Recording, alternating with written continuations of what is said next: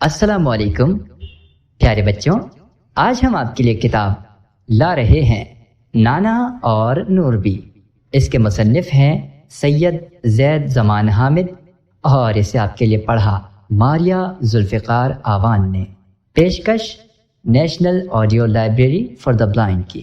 پیارے بچوں، اگر آپ کو یہ کتاب پسند آئے تو ویڈیو کو لائک کریں، اور اگر زیادہ پسند آئے تو چینل کو سبسکرائب کریں اور بیل آئیکن کو پریس کریں، اور اگر بہت زیادہ پسند آئے تو پھر اپنے دوستوں کے ساتھ شیئر کریں۔ سماعت فرمائیے نانا اور نوربی۔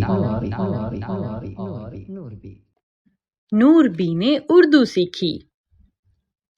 نوربی شور مچاتی ہوئی کمرے میں داخل ہوئی اور سیدھی نانی کی گود میں جا کر چھپ گئی۔ نانی مجھے بچائیں، نانا ایک جن بن گئے ہیں، کہہ رہے ہیں کہ انہوں نے ایک چھوٹی سی بچی کے کان کھانے ہیں، وہ میرے کان کھانے آ رہی ہیں۔ ساتھ ہی نانا کمرے میں داخل ہوئے اور بھاری سی آواز بنا کر بولے، میں ایک بڑا سا جن ہوں جو چھوٹے بچوں کے کان کھا جاتا ہوں، مجھے ایک چھوٹی سی بچی چاہیے کان کھانے کے لیے۔ نانی یہ سن کر بے اختیار ہنس پڑی اور نوربی کو دبوچ کر پیار سے پوچھا، نانا آپ کے کان کیوں کھانا چاہ رہے ہیں؟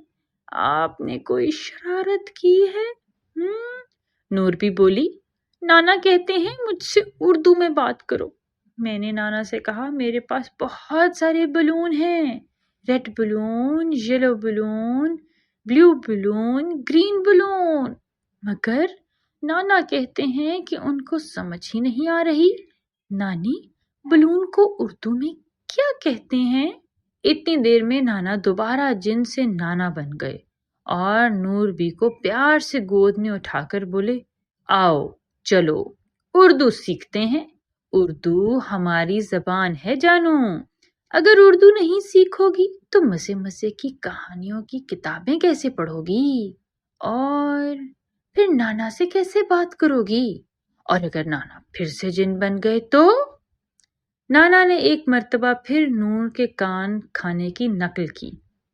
یہ سن کر نوربی ایک دفعہ پھر شور مچانے لگی، نانا میرے کان مت کھائیے گا، اچھا مجھے سکھائیں۔ اب نانا اور نوربی قالین پر بیٹھ گئے اور اپنے دونوں ہاتھ اکڑ بکڑ کھیلنے کے انداز میں زمین پر رکھ دیے۔ اب نانا نے نوربی سے کہا، چلو یہ ساری انگلیاں گنو۔ نوربی نے ایک طرف سے اپنی انگلیوں کو گننا شروع کیا، 1 2 3۔ نانا فوراً بولے، اردو میں جانو۔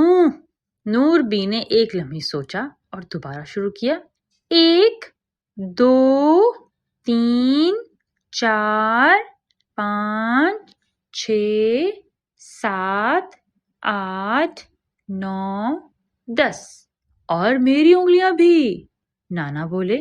نور آگے چلی، 11 12 13 14 15 16 17 18 19 20۔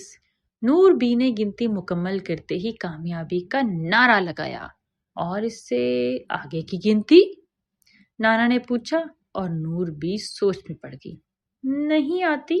چلو میرے ساتھ پڑھو، نانا بولے، اور پھر نوربی نے نانا کے پیچھے اونچی آواز میں 20 سے آگے کی گنتی یاد کرنا شروع کر دی، 21 22 23 24 25 26 27 28 29 30۔